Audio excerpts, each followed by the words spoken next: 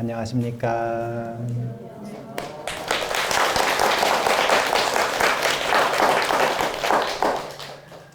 오늘은 광주 향적사에서 광본천수경을 기준으로 법회 4번째 공부를 하고 있고요. 유튜브 기준으로는 8회차에 해당이 됩니다.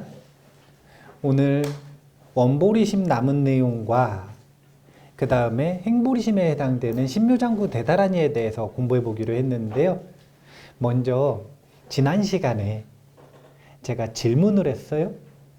이 질문에 따라 앞으로 천수경을 어떻게 해석하실 것인지를 결정하는 거라. 저한테 얘기해 주실 필요는 없어요.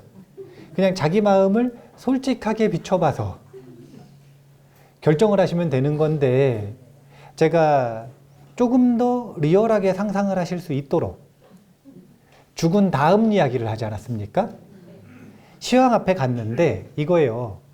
시황 앞에 갔더니 너무 무서워. 그래서 관세음 보살님한테 저 좀 데려가 주세요 라고 해가지고 따라가는 사람이 될 건지, 아니면 본인이 보살행을 잘 실천했으니 나와 관련 있는 사람들은 따라오라고 할 사람이 될 것인지, 마음가짐에 따라 달라지는 거거든요. 똑같은 수행을 하는데, 똑같이 천수경 수행을 하는데 어떤 마음가짐으로 했느냐에 따라 중생으로서 간절하게 구해달라고 했으면 그때 구해주실 거라. 근데 그게 아니라 내가 관세음보살을 돕겠다고 했으면 그 수행을 한 만큼 100명 따라가도 되기도 하고 1000명 따라가도 되기도 하고 어쩌면 한 명만 따라갈 수도 있을 수도 있고, 근데 분명한 건 누구가 내 공덕 때문에 따라올 수 있게 하는 사람이 될 것일지. 어떻게 결정하셨어요? 나는 중생으로 살아갈 것인가 아니면 법사, 이제 법사라는 표현이 너무 무거우면 포교사로서 살아갈 것인가, 우리 일반적으로 쓰는 언어로 보면 포교사로서 살아갈 것인가, 이것을 잘 결정하셔가지고 육향 부분을 해석을 하실 거라고 생각합니다. 자, 그러면은 광본천수경으로 가볼게요. 어디로 갈 것인가? 374페이지로 가겠습니다. 맨 밑에 보면 4. 대비신주를 외우는 공덕을 말하고 관세음의 본원을 다시 밝힘, 이 부분이 있죠. 이 부분을 왜 하냐면 이게 아주 중요한 거라 하는 거예요. 다시 신묘장구 대다라니는 한 번만 딱 외우면 관세음보살님처럼 초지에서 7지, 8지 보살이 단박에 되는 가르침이에요? 아니면 소원성취가 안 되는 가르침이에요? 1독해서 되든가요? 3독해서 되든가요? 7독해서 되든가요? 수십 년을 해야 돼. 그럼 그 수십 년 동안 뭐가 변하느냐 이거예요. 그러니까 뭐가 변하느냐, 그게 바로 마음가짐이 변하는 것이다. 그러니까 천수경에는 사실은 이미 정답을 알려주고 있어요. 어떤 마음가짐으로 하면 신묘장구 대다라니가 소원성취가 되는지를 이 광본천수경에서 분명하게 얘기한단 말이에요. 374페이지에 맨 밑에 있는 문단 같이 읽어볼게요. 이러한 발언을 하고 나서 지극한 마음으로 제 이름 관세음보살을 칙념하고 다시 저의 스승이신 아미타불을 칙념한 다음 이 신묘한 다라니를 외우되 하룻번에 7번씩 3번이나 7번씩 7번 49번을 외우면 몸 가운데 있는 백천만억겁 동안 나고 죽으면서 지은 큰 죄를 없애게 됩니다. 큰 죄만 없어지는 게 아닙니다. 여기 보면 세존이시여 어떤 중생이 대비신주를 외우고서도 사막도에 떨어진다면 저는 맹세코 성불하지 않겠습니다 라고도 하셨고, 그 뒤에 또 보면 대비신주를 외우는 자로서 현재의 삶 가운데서 모든 구하는 바를 이루지 못하는 자가 있다면 이 다라니는 대비심 다라니가 될 수 없을 것입니다. 대비신주를 외우면 모든 원하는 바가 성취된다는 뜻이잖아요. 그런데 특약이 걸려 있어요. 특약. 그래서 제가 저번에 여기다가 줄치라고 제가 알려드린 적이 있는데 376페이지에 여기 봐보세요. 376페이지의 첫 번째 문단에 다만 조금이라도 의심하는 마음을 일으킨다면 반드시 그것은 이루어지지 않을 것입니다. 마음가짐이 중요하다는 거예요? 아니면 신묘장구대다라는 일을 많이 외우는 게 중요하다는 거예요? 마음가짐이 중요하다는 거예요. 그래서 여기 보면 숫자가 의미가 없잖아요. 한 번만 외우고도 된다고도 하고. 근데 옛날에 교수님 질문해도 돼요? 네네네. 이사큰 스님께서는 단숨에 신묘장구 대다라는 게 하셨다. 네. 이제 단숨에 이제 했다 이런 표현들이 두 가지 의미인데 하나는 신묘장구 대단한 일을 많이 외우잖아요. 그러면은 호흡이 달라져. 그래서 진짜로 한 호흡에 하시는 분들이 있어요. 근데 그거 말고도 또 신묘장구 대단한 일을 관상을 하기도 해요. 이 관상은 그 한 글자 한 글자를 정직하게 소리를 다 내는 게 아니라 관상을 통해서 신묘장구 대단한 일을 하기도 하거든요. 이 두 가지가 다 한숨에 했다, 일순간에 했다라는 말에 속할 수가 있어요. 근데 그런 방식으로 이제 옛 스님들은 신묘장구 대단한 일을 항상 수지해서 우리나라에서는 선사들도 신묘장구 대단한 일을 하시는 분들이 많았거든요. 그래서 신묘장구 대단한 일을 평생 동안 그렇게 오랫동안 하시니까 정말로 이 호흡이 달라지기도 하고 관상으로 하시기도 하고 이 두 가지가 이 결이 다르지만 일념의 한 호흡에 대비주를 외웠다라는 말에 다른 해석이 될 수 있다라고 생각을 하시면 되는데 다시 말하지만 숫자가 중요한 거예요? 아니면 마음가짐이 중요한 거예요?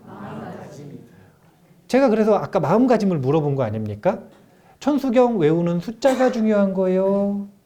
아니면 육향을 어떻게 해석할지 마음가짐이 중요한 거예요? 마음가짐에 따라 결과가 완전히 다른 결과가 나오는 거잖아요. 아니 근데 그럴 수밖에 없지. 공부를 열심히 하는 게 중요한 거예요? 아니면은 어떤 공부를 열심히 하는지가 중요한 거예요? 어떤 공부를 열심히 하느냐가 중요한 거죠. 네. 자, 그래서 이 마음가짐이 중요하니까 이 마음가짐에 대한 이야기를 다시 정리하고 이제 연불로 넘어가겠습니다. 법다운 마음가짐으로 해야 한다.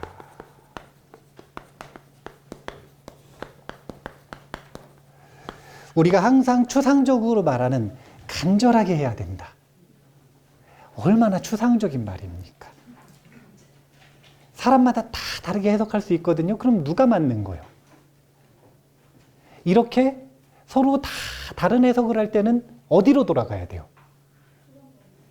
초전법륜. 근데 그 중에서도 이제 간절하게 대비주를 읽어야 된다는 이야기는 초전법륜에 안 나오니까 경전으로 되돌아가면 천수경 속 관세음보살님께서 어떻게 하라고 했는지로 돌아가야겠죠. 그러니까 제가 왜 우리 향적사에서 광본 천수경을 지금 중심으로 법회를 하느냐, 다른 게 아니라 현행 천수경에는 이 올바른 마음가짐이 무엇인지에 대해서 자세한 설명이 없어요. 물론 다 있죠. 10향하고 6향하고 10원하고 6향하고 연불하고 이게 마음가짐을 준비하는 거니까. 근데 그게 그거라고 말을 안 해주잖아요. 근데 광본천수경에는 그대로 나와 있잖아요. 관세음보살님께서 분명히 신묘장구 대다란 일을 하기 전에 첫 번째 10원을 해야 되고 두 번째 6향을 해야 하고 그리고 연불을 해야 되고 12보살에 대한 연불을 해야 되고 그래서 이것이 법다운 마음가짐이 되는 것이다. 이렇게 얘기를 하고 계시죠. 이 마음을 그대로 준비하는 걸 간절하다 이렇게 얘기하는 거예요. 그런데 이 내용이 무슨 내용이냐? 10원과 6향은 뭐냐면요. 보리심이에요. 중생을 구제하고 보리를 증득하기 위해 내가 성불의 길을 가겠다. 내가 중생을 사악취의 중생을 구제하겠다라는 보리심을 일으켜야 된다는 뜻이에요. 그리고 보리심을 일으키는 것을 바탕으로 해서 연부를 하면서 부처님과 보살님과 약속을 하는 겁니다. 제가 이렇게 보리심을 일으키고 버리지 않고 실천하고 평생을 살아가겠습니다. 그리고 이걸 매일 반복하게 만든 게 천수경 기도인 거예요. 우리는 천수경 기도를 하면서 매일 관세음보살과 같은 보리심, 보살행을 실천하겠다라고 약속하면서 살아온 거예요. 그런 약속하는 거 알고 계셨죠? 다 알고 계셨죠? 네, 약속하신 거예요. 관세음보살님하고 하셔서 못 물러. 못 물러요. 약속을 하셨어요. 여기 사인하잖아. 연불, 이름 쓰잖아요. 이름 써가지고 사인까지 다 했어요. 약속한 거예요, 약속. 못 물러요. 네, 계약서 썼어요. 못 물러요. 그래서 이런 마음을 갈고 닦으면 이걸 간절하다라고 얘기하는 거고, 이렇게 기도하는 걸 간절하게 기도한다 라고 얘기하는 거예요. 간절하게 기도한다. 이제 이런 마음가짐을 수행을 할 때 적용을 하면 생각이 끊어졌다라는 표현이기도 해요. 그래서 무심하게 기도한다라고 이야기하기도 해요. 그런데 이 무심하게는 언제 적용되는 거냐면 이때 하는 게 아니라 이제 대비주 할 때. 신묘장구 대단한 일을 할 때는 이런 소원이 이루어지면 좋겠습니다. 내가 이렇게 중생을 구제하겠습니다. 그런 생각을 하면서 하는 게 아니라 대비주를 하는 소리를 들으면서, 이걸 이근원통 수행이라고 하거든요. 자기가 소리를 내는 그 소리를 들으면서, 그러면 생각이 끊어지잖아요. 집중이 되니까. 망상이 끊어지죠. 그 망상이 끊어진 마음을 간절하다고 표현하는 거예요. 그래서 여기에서는 보리심을 준비하는 걸 간절하다라고 얘기하는 거고, 실제로 대비주 수행을 할 때는 생각이 끊어져서 집중이 되면, 몰입이 되면, 그러면 그걸 간절하다고 표현하는 거예요. 자, 10원과 육향을 했고, 그래서 연부를 왜 하는가 제가 벌써 얘기를 했네요. 약속하는 거고 사인하는 거였네요. 지금 이제 부처님과 보살님들과 약속을 하는 부분입니다. 그 11보살이 어떻게 구성이 되어 있는지 보면 광본천수경에는 다시 지극한 마음으로 제 이름 관세음보살을 칭념하고 스승이신 아미타불을 칭념한 다음에 신묘장구 대단한 일을 외우라고 하셨어요. 그러니까 광본에 의하면 원래는 연불은 12보살이 아니라 관세음보살, 아미타불 하면 되는 거예요. 이거 어디서 들어본 연불 아닌가요? 원효 스님이 이런 기준을 가지고 만드신 거라. 나무아미타불 관세음보살을 하시는 이유가 이렇게 원래 관음신앙 속에서는 항상 관세음보살께서 소원을 성취시켜주는 어떤 특정 기도를 하기 전에 나무아미타불과 관세음보살 연부를 하도록 권장하셨기 때문에. 자, 그러면 이 11보살이 어떻게 나오는지 그 구체적인 내용으로 가보겠습니다. 216페이지에는 중간에 보면은 12가지 불보살의 명호가 등장하는 부분을 같이 읽어볼게요. 관세음보살 마하살, 대세지보살 마하살, 천수보살 마하살, 여의륜보살 마하살, 관자재보살 마하살, 정취보살 마하살, 만월보살 마하살, 수월보살 마하살, 군다리보살 마하살, 11면보살 마하살, 제대보살 마하살 이렇게 되어 있어서 언뜻 보면 불보살의 명호가 13가지처럼 보이지만 이 중에서 제대보살 마하살은 관세음보살이나 대세지보살처럼 보살님의 명칭이 아니잖아요. 모든 대보살들께 귀의하는 거니까 빼고 나면 12가지 불보살의 명호가 되는 거고, 근데 그 중에서 아미타불을 빼면 보살은 11보살이 되는 거예요. 자, 그러면 이 11보살은 누구인지를 한번 추적을 해보는 건데, 제가 추적을 해보려고 여러 대승경전에서 관세음보살님과 관련되어 있는 불보살님들의 목록을 다 찾아봤어. 그래서 217페이지에 보면 먼저 육관음에 대한 게 대표적이고, 그 다음에 태장계 만다라 관음원 21존이 있고, 그 다음에 33응신이 있습니다. 여기 목록을 쭉 얘기를 했거든요. 근데 이 중에서 마치 숨은 그림 찾기 하듯이 우리 여기 천수경에 나오는 관세음보살님이 어딨나 이걸 찾아보는 거예요. 지금 찾아보면 한참 걸리겠죠. 그래서 답을 보면 그래서 답을 보면, 찾아보는 건 직접 찾아보시고 답을 보면 218페이지에 첫 번째, 관세음보살님은 일단 당연히 관세음보살님이니까 이명을 찾을 필요가 없죠. 근데 이제 대세지보살 같은 경우에는 태장계만다라 관음원 21존 중에 있어요. 여기 보면 연화부 발생보살 뒤에 대세지보살이 있죠.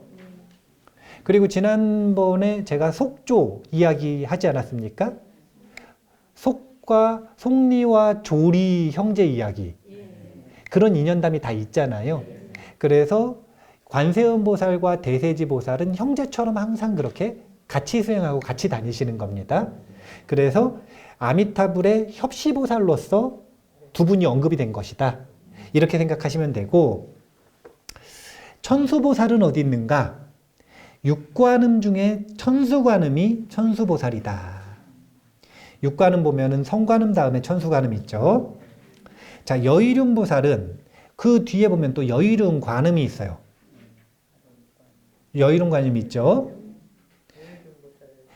그리고 또 여의륜관음은 21존 중에 또 있어요. 여의륜보살이 또 있어요. 21존에도 들어가 있습니다. 네. 그 다음에 관자재보살은 성관자재보살로 찾을 수 있습니다. 21존 중. 그 다음에 정취보살과 만월보살은 일단 여기에선 찾을 수가 없어요. 그 다음에 수월보살은 33응신 중에 수월관음이 있습니다. 수월관음. 그 다음에 군다리보살은 요 셋 중에선 찾을 수가 없고요. 11면보살은 육관음 중에 11면관음에서 찾을 수 있습니다. 그래서 대륜보살, 정취보살, 만원보살, 군다리보살이 어떤가라는 것, 왜 여기에 들어갔는가라는 것을 천수경을 연구한 학자들이 뭐라고 해석을 하는지를 제가 뒤에 또 붙였어요. 219페이지에. 첫 번째 문단에 보면 먼저 대륜보살은 여의륜보살의 다른 표현일 가능성이 있다라는 것과 태장계 만다라 금강수원의 일존인 대륜 금강보살일 가능성을 말하고 있다. 학자들이 이렇게 연구해서 말하고 있다라는 정도만 알아두시면 되고요. 그 다음에 만월보살은 수월관음이 보름달 아닙니까? 그러면 차면, 달이 차면 만월보살이 되는 거예요. 그렇게 이야기하고 있고, 이 군다리보살이 재밌는데, 이 군다리보살이 산스크리트어로 쿤다리라는 뜻인데 감노병이라고 하는 뜻이기도 하고, 또 군다리라고 음역이 되는데, 사실은 이 쿤다리하고 비슷한 게 있어요. 우리 수행하다 보면 쿤달린이라는 현상이 나타나는데, 그런 현상과의 연결성을 가지고 있는 밀교의 보살로서 언급이 되기도 한다. 이런 부분도 재밌게 보시면 되고요. 정취보살은 어디에 나오냐면 화엄경 입법계품. 여기에 선제동자가 선지식에게 법을 묻는데 28번째에 해당되는 보살이 정취보살입니다. 그런데 재밌는 게 27번째가 관세음보살이라. 그러니까 27번째 관세음보살 다음에 왜 28번째 정취보살한테 갔겠어요? 소개장을 써줬으니까 갔을 거 아니에요. 그러니까 두 분이 친구라. 그래가지고 정치보살에게 가서 또 공부해라. 그래서 정치보살에게 가셨으니까 이런 연결성을 찾아볼 수 있다. 그리고 또 너무 재밌는 게 이 삼국유사에도 보면 낙산, 이대성, 관음, 정취조신 이런 내용에서 놓고 볼 때도 관세음보살과 정치보살의 관계가 언급되고 있는 문헌들이 있다. 이런 부분들을 제가 찾아서 정리를 해놨습니다.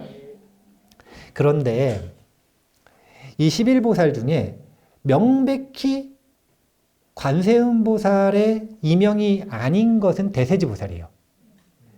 대세지보살하고 관세음보살은 서로 협시보살의 관계가 있지만 관세음보살은 아니잖아요.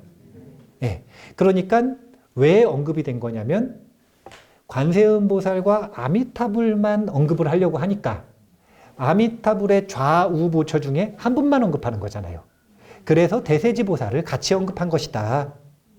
그 다음에 정치보살 같은 경우에는 마찬가지로 관세음보살의 이명으로 보기는 어렵고 지금 이 관세음보살과 요 입법계품 등에서 볼 때 서로 연관성이 깊은 분으로서 함께 언급하고 있는 것이다. 이 정도로 저는 이제 개인적으로 정리를 해 놓은 거고요. 그러면 나머지 9분은 분명히 관세음보살의 이명이라고 볼 수가 있는 거죠. 그분들을 한 분 한 분 어떻게 해석하는지 전부 공부하면 너무 기니까 몇 분만 한번 보도록 하겠습니다. 223페이지.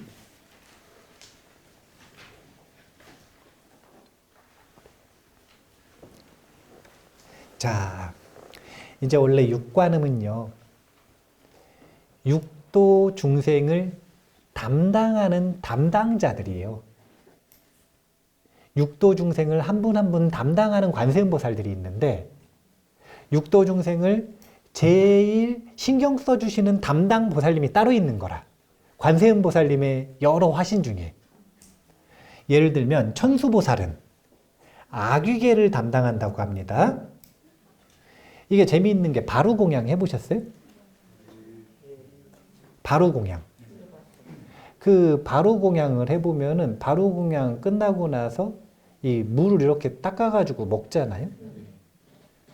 템플스테이 가면 그게 제일 힘들다는 분들이 있는데 그 닦은 물 먹으려고 하니까 그것 때문에 자기는 바루공양 못하겠다 이러시는 분들도 있는데 깨끗하게 드시면 먹을만해요. 근데 왜 깨끗하게 먹어야 되는지에 대해서 바루공양을 공부할 때 배우거든요. 뭐냐면 그 깨끗하게 닦아가지고 나온 물을 천순물이라고 하는데 이 천순물을 주면은 아귀가 그걸 먹을 수 있다 이거예요. 그런데 거기 물에 고춧가루라도 하나 있으면 아귀가 그걸 먹을 때 목구멍에 걸리잖아요. 목구멍에 걸리면 아귀는 어떻게 되죠? 몸에 불이 타요. 그래서 거기다가 고춧가루라도 하나를 얹어가지고 아귀한테 주면 아귀한테 먹고 죽으라는 이야기거든요. 그러니까 아귀한테 줘야 되는 아주 소중한 물이기 때문에 깨끗하게 먹어야 된다. 목에 걸리는 거 하나도 없이. 그래서 스님들은 처음에 바루공양 연습하면은 얼마나 혼나는지 몰라요. 거기 조금이라도 뭐 있으면 다 먹으라 그래요.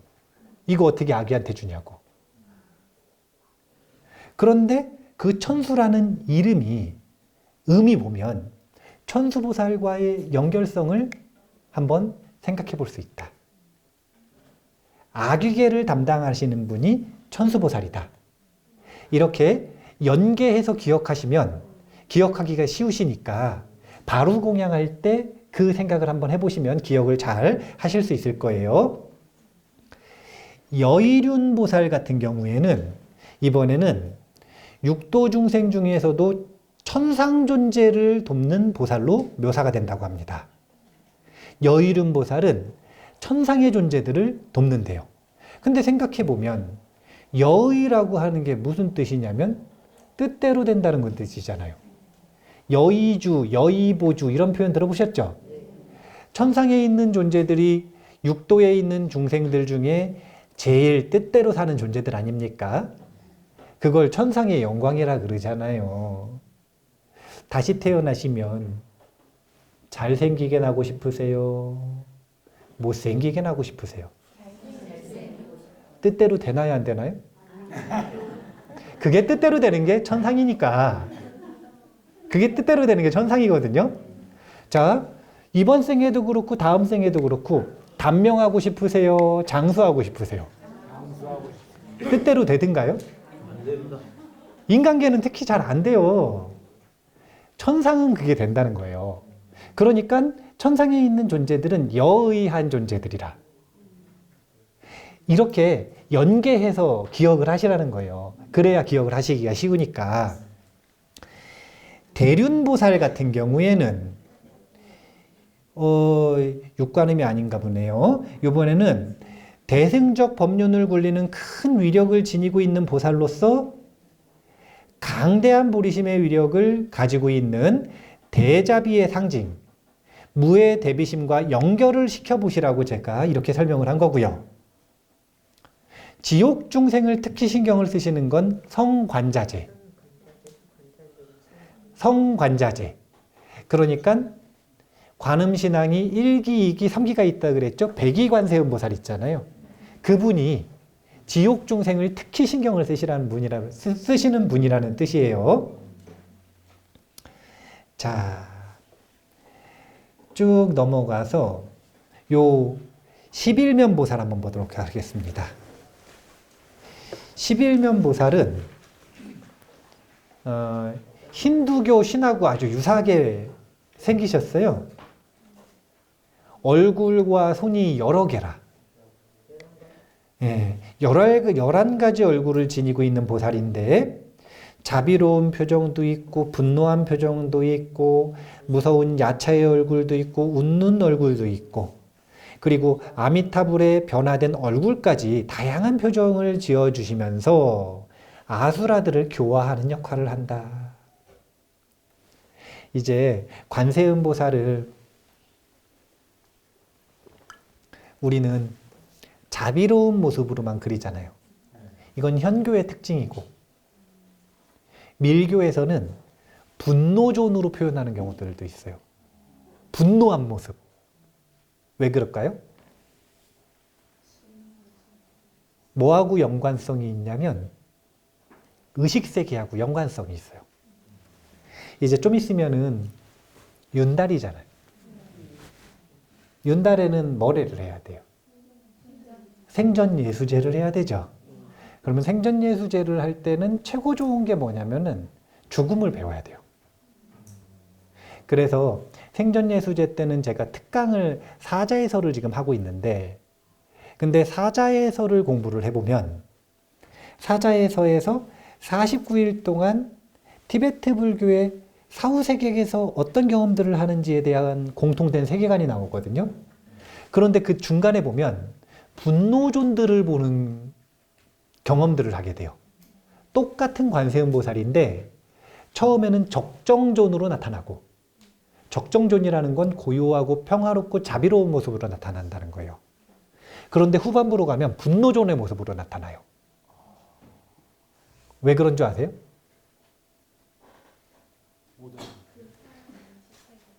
제가 이걸 한번 설명을 해보겠습니다. 설명을 할까 말까 했는데 한번 설명해 보겠습니다. 아까 하기로 하고 안 하고 넘어갔는데 자, 티베트 사자해설을 공부를 하면은 이거는 어느 나라 사자해설하고요? 티베트잖아요. 그러면은 티베트 문화하고 우리나라 문화하고 같아요, 달라요? 그래가지고 엄청 어색해. 그러면은 우리나라의 사자에서는 원래는 시황의 문화라. 그래서 제가 아까 이거를 뭘 보라고 얘기를 한 거냐면은 신과 함께 봐야 된다고 제가 얘기를 해드렸잖아요. 이거 보면 이게 우리나라식 사자에서인 거예요. 물론 거기서 어떻게 대처해야 되는지까지는 얘기를 못했지만 그런데 우리나라가 전통적으로 가지고 있는 한민족의 DNA에 박혀 있는 정신세계. 이것은 티베트와 한국은 다르다는 거예요, 서로. 그래서 사자에서를 공부할 때 어떤 경험들을 하는지에 대한 그 문화는 어색할 수 있지만 그때마다 어떻게 대처를 해야 되는지의 원리는 배울 만해요. 그리고 왜 이런 경험들이 나오는지를 보면은 우리가 한번 원리를 통해서 예측을 해볼 수가 있는데, 예를 들면 이런 거예요. 시황의 첫 번째가 어떤 왕이냐면은 도산지옥을 담당하는 진관대왕이라. 진관대왕. 어느 지옥이냐면 도산지옥이에요. 자, 아까 육향에서 도산 다음 뭐였죠? 화탕인가요? 자, 화탕지옥을 담당하는 것은 초강대왕이라. 초강대왕. 자, 쭉 갑니다. 중간에 보면 염라대왕도 나와요. 염라대왕은 몇 주차예요? 5주차. 5주차. 자, 5주차. 그래서 49제를 지내면은 원래는 5주차가 제일 중요한 거예요. 네, 5주차가 제일 중요한 거예요. 네. 5주차가 제일 중요한데, 근데 염라대왕은 발설지옥. 네. 그 신과 함께 보면은 염라대왕이 맨날 푸념을 해요, 푸념을. 왜냐면은 발설지옥은 무슨 뜻이냐면은 독한 말, 더러운 말을 한 사람들을 혓바닥을 뽑아요. 그래가지고 혓바닥을 쟁기질을 해가지고 잘게 갈아. 그래서 거기다 농사를 짓거든요. 왜냐면 퇴비가 너무 많아서 농사가 그래 잘 된대요. 그래가지고 혓바닥을 뽑아서 발설지옥이라. 근데 요 발설지옥의 염라대왕 지금 계속 내려가고 있습니다. 그러다가 7주차 우리 막제 지내잖아요. 이때 태산대왕이 나와요. 태산대왕. 태산대왕은 거해지옥이네. 거해지옥. 아, 여기도 무서운 지옥이에요. 무거운 걸로 막히고 어렵게 하고 힘들게 하고 막 이런 지옥이거든요. 그럼 요때까지가 49일이죠. 그리고 나서 8번째 왕이 이제 1년차 아닌가? 8번째 왕이 100일. 그 다음에 9번째 왕이 1년, 그리고 10번째 왕이 3년이 되는 거예요. 그래서 예전에 왜 우리가 10번째까지 시왕이 있었는가? 3년상을 지내니까. 이게 동북아시아의 세계관인 거예요. 그런데 이거를 불교식으로 해석을 할 때 한번 잘 봐보세요. 자, 죽었어요. 죽었어요. 그러면은 죽자마자 천상이나 지옥에 가는 존재들이 있겠죠. 또는 해탈하는 존재도 있겠죠. 요 천상에는 극락도 포함된다고 생각해 볼게요. 이분들은 진강대왕까지 갈 일이 있어요, 없어요? 없어요. 지금 심판을 한다. 생각을 해보세요. 법원에 가서 심판을 해요. 재판을 한다는 거예요. 명백하니까 재판을 해요? 애매하니까 재판을 해요? 이걸 어딜 보내야 되는지에 대해서 애매하니까 재판을 하는 거예요. 그러면 명백하게 선업을 지어가지고 인간이나 천상으로 태어나는 존재들은 요 앞에서 이미 끝났어. 사실은 그래가지고요. 이제 명백하게 이 사람은 잘 살아가지고 천상에 가는 것 같아요. 그러면 초제 지낼 때 이미 천상 가 있어요.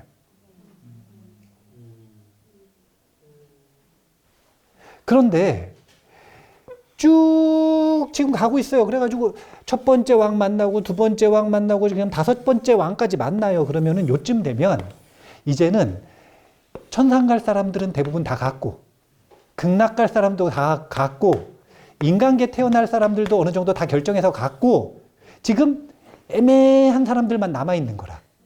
계속 지금 애매한 사람들이 남아있어요. 그래서 어디까지 가면은 7주 차에는 결정을 해야 되는 거야. 그래서 49제를 지내는 거예요. 이때도 결정을 못하면 이제 진짜 골칫거리가 되는 거예요. 그런데 봐보세요. 죽음을 맞이한 다음에 내 생이 좋은 사람들은 어디서 결정이 된다고요, 이미? 앞에서 다 결정된다니까요. 그러면 지금 1주차, 2주차, 3주차 계속 가고 있어요.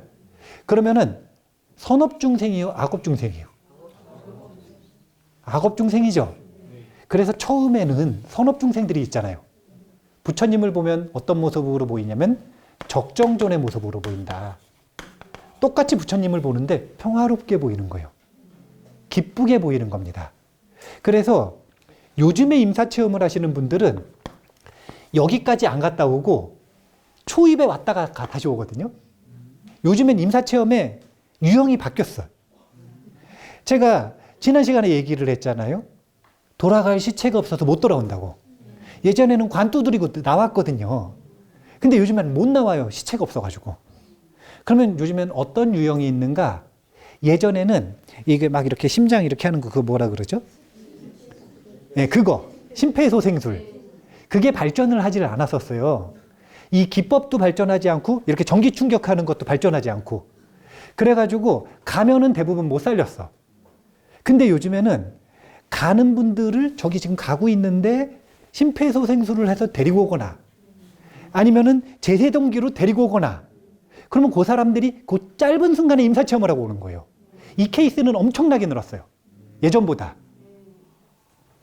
이 케이스가 엄청나게 늘었어요. 그래서 예전에는 죽은 다음에 최대 일주일 있다가 오시는 분들이 되게 많았는데 요즘에는 죽은 다음에 뭐 10분 만에 온 거나 20분 만에 오거나 이렇게 짧게 경험을 하고 죽음 초입에 갔다가 오시는 분들이 많아졌어요.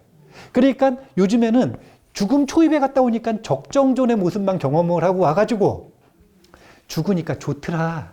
자꾸 이 이야기를 하는 거예요. 다시 돌아오기 싫었다. 임사체험을 한 사람들의 공통 이야기거든요. 아, 죽고 나니까 너무 평화롭고 좋더라. 다시 인간 세계로 오기 싫었다.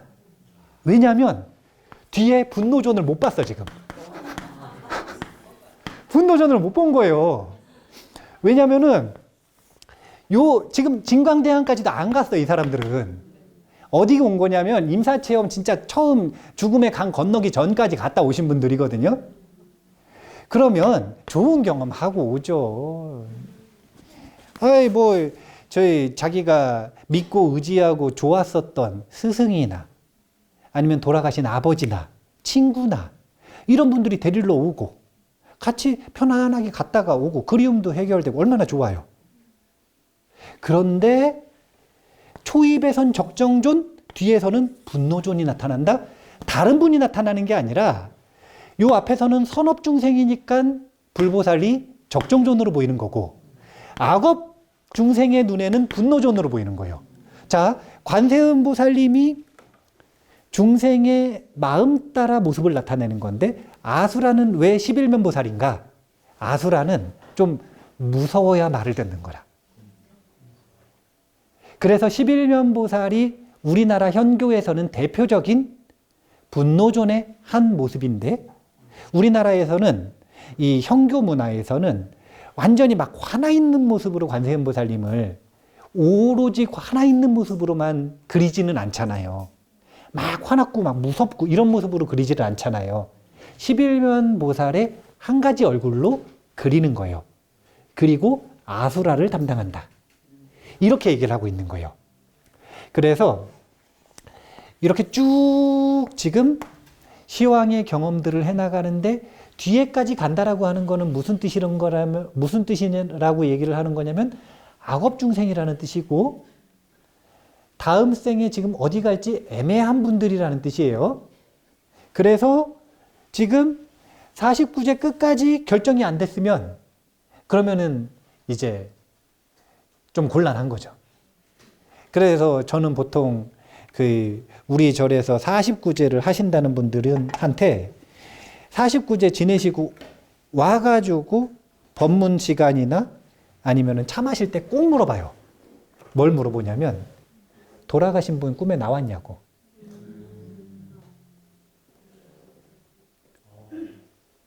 왜요? 나왔어요? 예, 꼭 물어보거든요. 나왔냐고. 그리고 그 다음 두 번째 뭘 물어보냐면 좋은 모습이었는지 나쁜 모습이었는지를 꼭 물어봐요.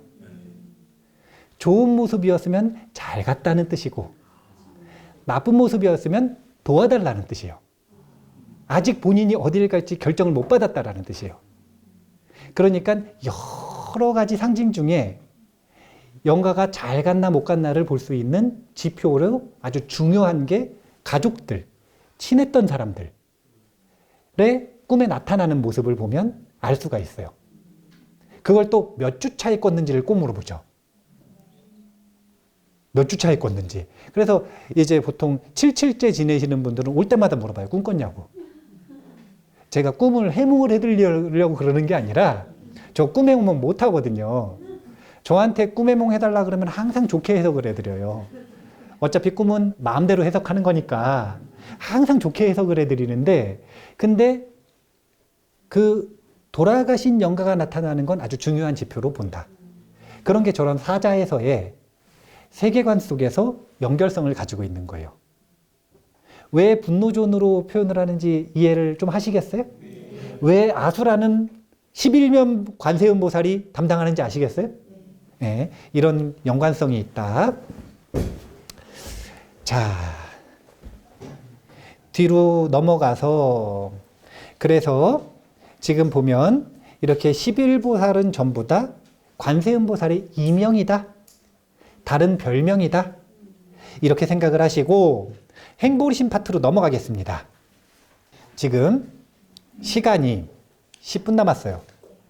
10분 남았을 때 이제 신묘장구 대다란이를 하겠대요.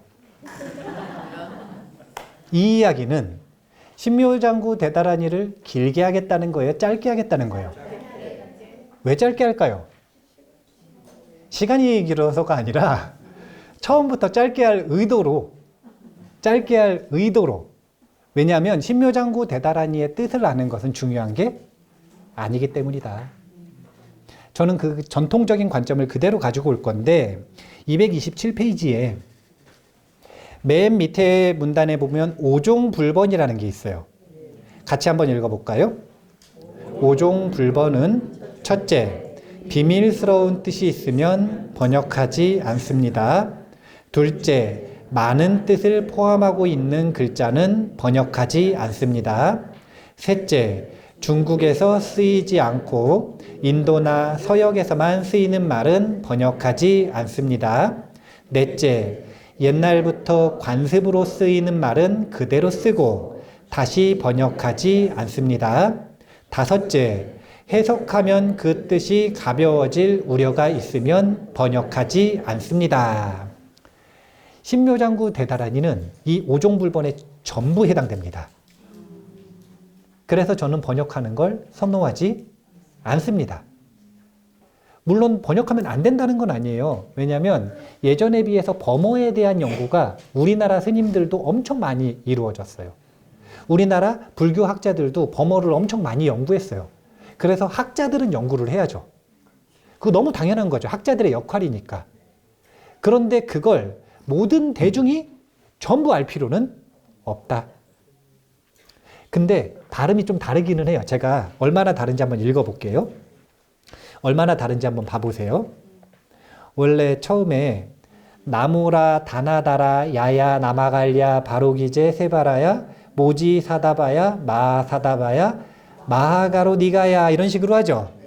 범어로는 나무 라뜨나 뜨라야야 나마 아리야 아왈로기떼 슈아라야 보디사뜨와야 마하사뜨와야 마하 까루니까야 이런 식으로 읽어요. 발음이 좀 비슷해요? 달라요? 많이 다르죠? 띄어쓰기도 달라. 우리 전통적으로 신묘장구 대다란이 할 때 띄어쓰기 그대로 하잖아요. 호흡 그대로 해가지고 신묘장구 대다란이 외우죠.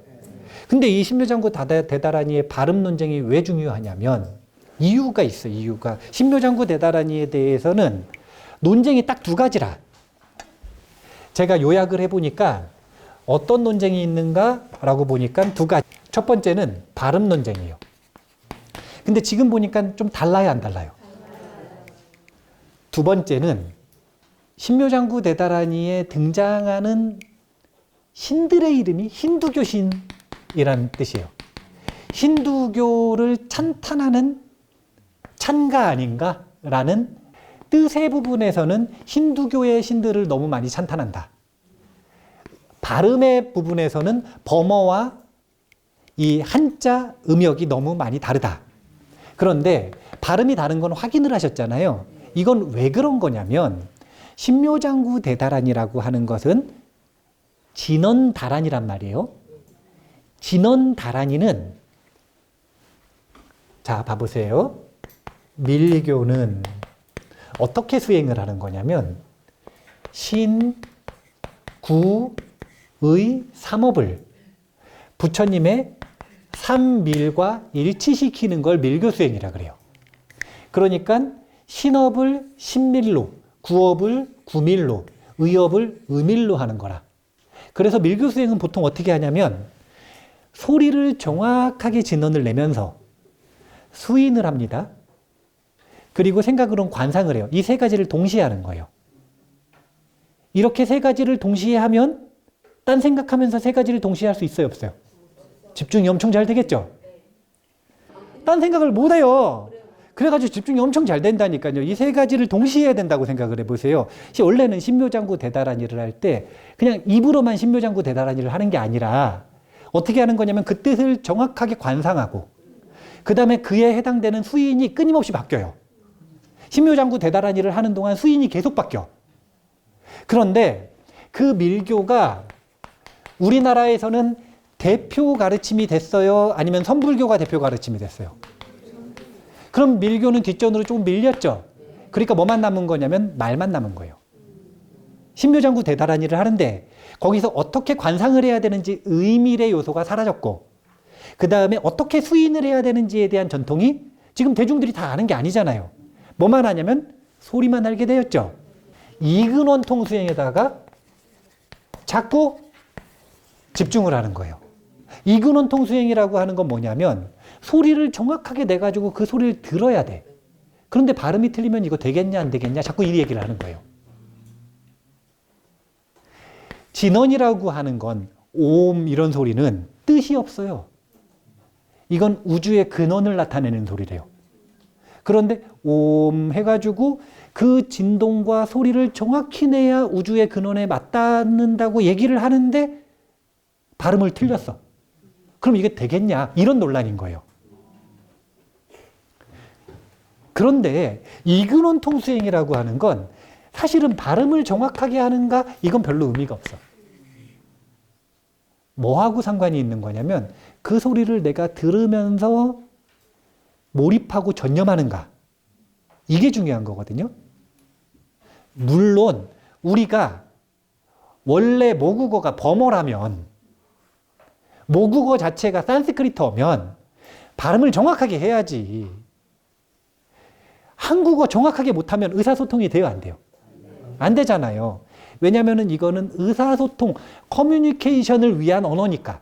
근데 버머라고 하는 건 서로 대화하기 위한 언어가 아니었고 의식용 언어라, 의식용 언어. 그래서 발음을 정확하게 하는 데 있어가지고 무슨 발음이 정확한지를 찾을 필요는 있지만 이 오종불번의 내용에서 보듯이 이미 관습적으로 쭉 내려오던 내용이 있으면 그건 새롭게 번역을 한다고요? 안 한다고요? 안 한다라는 거예요. 안 해도 괜찮다. 왜냐하면 이근원통 수행을 할 때는 발음이 중요한 게 아니라 자기가 하는 소리에 전념하는 게 중요한 거니까. 그리고 더 넓게 밀교 수행을 놓고 볼 때는 소리만 내야 돼요? 아니면은 수인과 관상을 하는 게 더 중요해요. 이걸 함께 하는 게 중요한 거니까. 그래서 신묘장구 대다란이를 잘 이근원통 수행을 해서 몰입을 하면 그 다음에 나중에 기회가 되시면 어떻게 수인을 하는지 그 다음에 어떻게 관상을 하는지에 대한 연구들을 보시면서 세 가지를 함께 하는 수행을 해보시고 싶으시면 해보셔도 되는데 근데 그렇게까지 할 것 없이 그냥 이근원통 수행에서 몰입만 잘해도 충분하다. 이 정도로 제가불자들이 기도를 할 때는 정리를 해드리고 싶다. 이렇게 생각을 하고요. 이거 발음 바꾸면 큰일 나요. 당장 다시 외워야 돼. 어떻게 하실 거예요? 입에 다 붙었는데. 다란이 이거 외워보라고 해가지고 써보라 그러면 잘 쓰실 수 있어요? 아마 못 쓰실걸? 한 번에 쭉 못 쓰고 어떻게 해야 되냐면 계속 외우다가 다시 써보고 외워서 다시 써보고 외워서 다시 써보고, 왜냐면 입으로 외웠으니까. 몸으로 완전히 다 외웠으니까.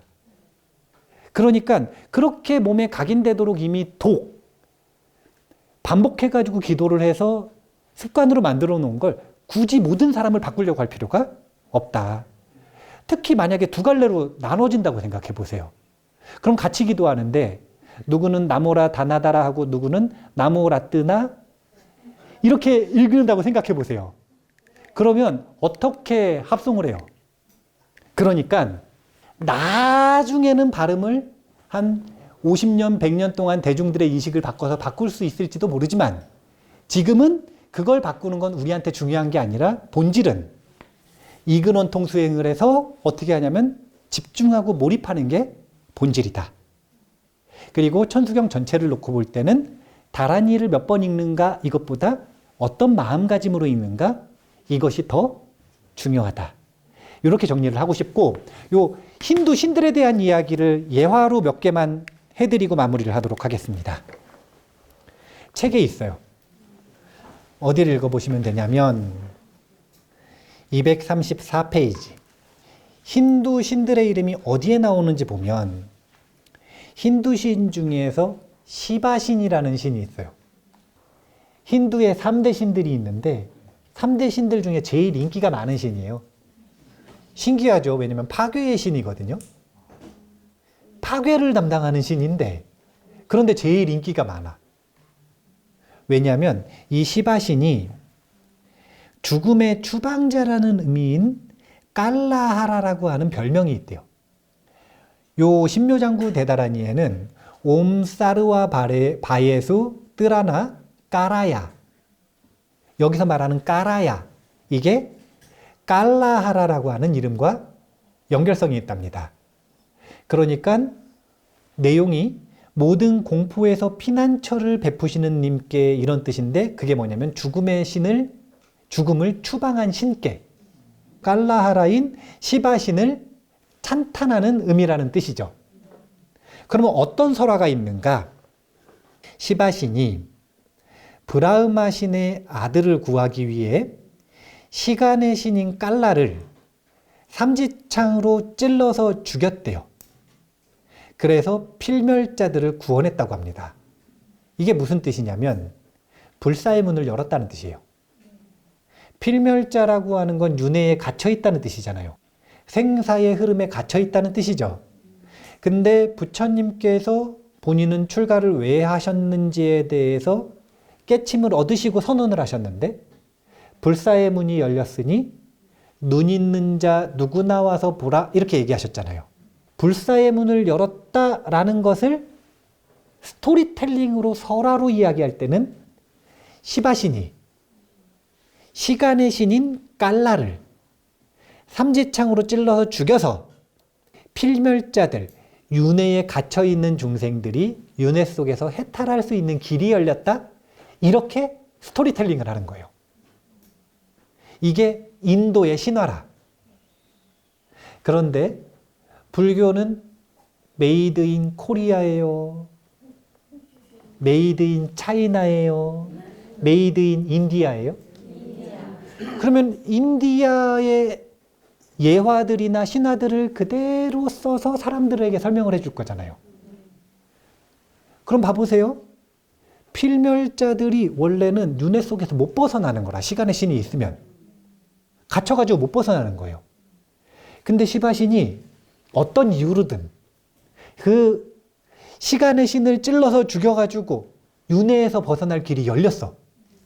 그러면 이 윤회의 길에서 벗어나고 싶은 중생들에게는 시바신이 자비로워요? 자비롭지 않아요? 자비로운 거죠. 그래서 불교계에서 뭐라고 얘기하는 거냐면 자비심의 상징은 관세음보살이니까 시바신이 관세음보살의 화신이었다 이렇게 주장을 하는 거예요. 말이 되는 게 아니라 그때는 그렇게 서로 교육을 한 거예요.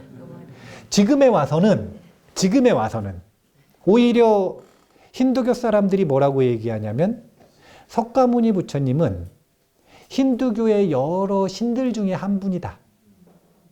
이렇게 얘기를 해요. 그래서 이미 인도 내에서는 불교 인구는 기독교 인구보다 적어요. 인도 내에서. 왜냐하면 불교 인구는 전부 힌두교로 포섭됐기 때문에. 사상 경쟁을 했는데 실질적으로 인도 내에서 누가 이긴 거예요? 서로 주장을 한 거예요. 뭐라고 주장을 했냐면 힌두교에서는 부처님 우리 원래 힌두의 신이다. 그러니까 부처님 좋은 분이니까 섬겨라. 그래가지고 불자들을 다 섭수해버린 거예요. 근데 불교가 전성기일 때는 어땠던 거냐면 오히려 역으로 힌두교 신자들한테 뭐라고 얘기한 거냐면 시바신 관세음보살의 화신이니까 관세음보살님을 연불하면 힌두신을 연불하는 것과 똑같은 거다.